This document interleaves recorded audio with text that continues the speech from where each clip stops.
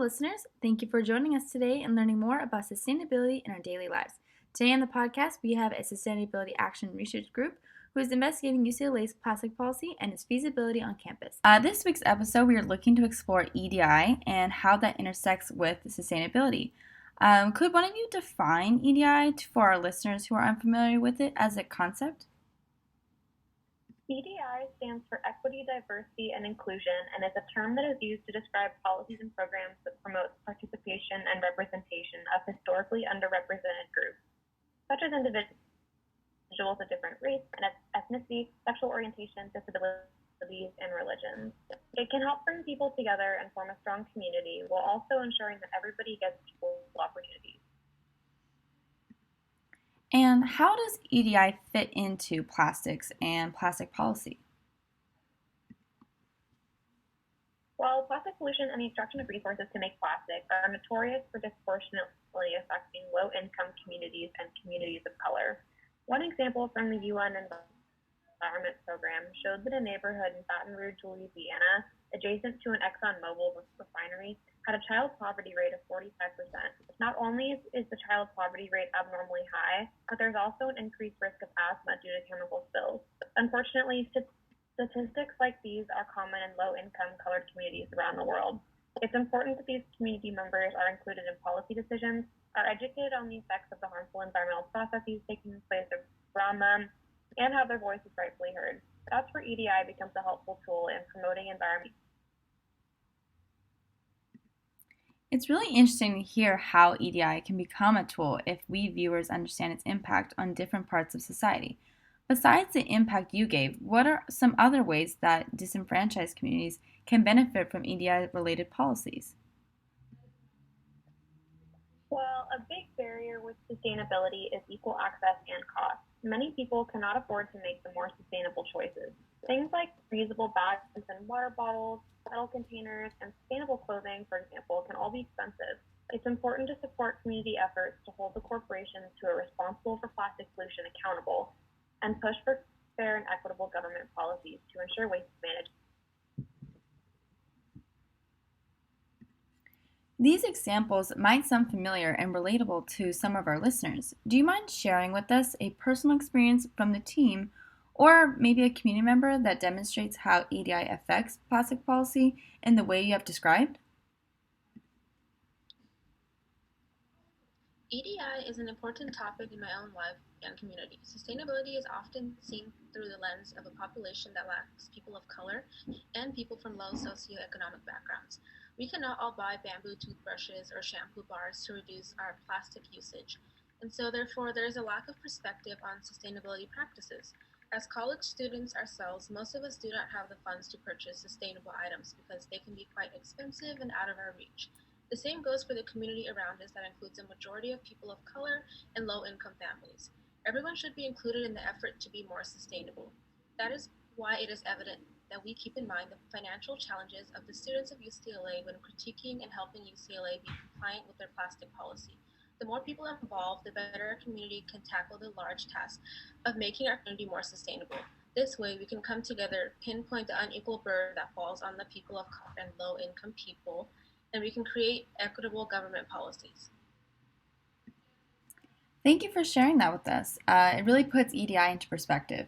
Could you break down how your team plans to implement the concept discussed about EDI into your project step by step, just so our listeners have an idea of what it looks like for EDI to work hand in hand with sustainability? Of course, one of the ways that we want to incorporate EDI is by making sure that the changes launched by our project in an effort to get UCLA Dining to be compliant with the UCLA plastic policy will allow for everybody on the Hill to participate in sustainability.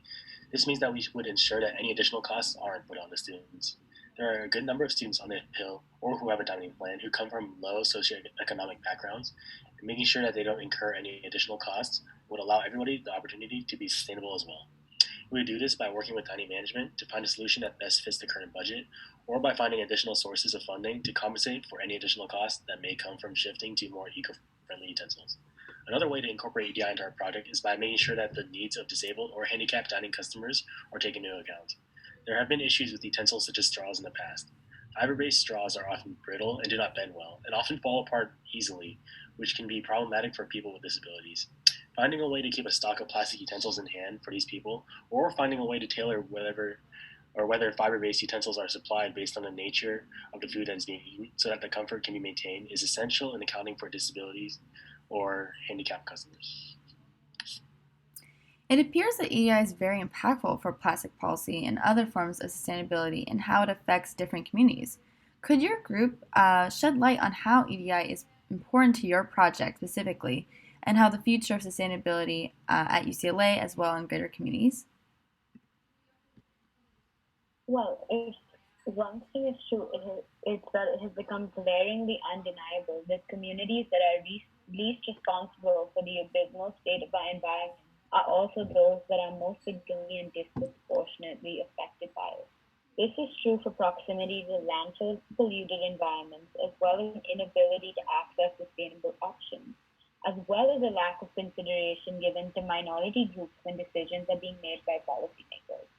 Living in a globalized world also comes with equity concerns. When carbon footprints are calculated, the carbon footprint is not assigned to the country in which products are consumed, but the country in which products are produced.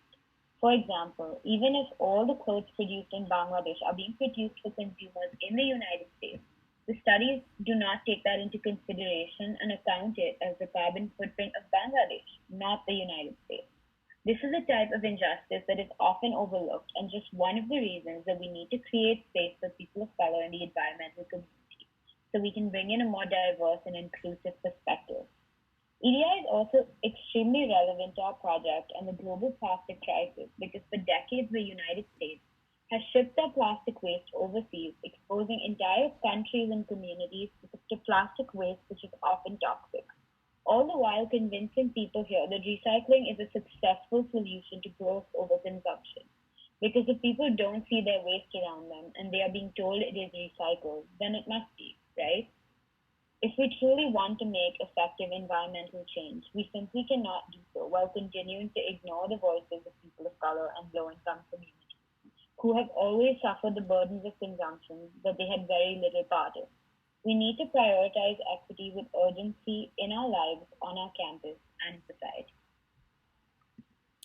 It sounds like there's still much work to be done to incorporate EDI into projects relating to sustainability as it impacts so many parts of our society.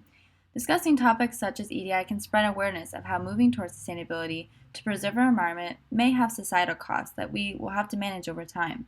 And it further emphasizes that we will not achieve our sustainability goals in upcoming years if we do not work to include the priorities of all communities affected by EDI. Thank you for tuning in, listeners, and thank you again for the PPI team for joining us today.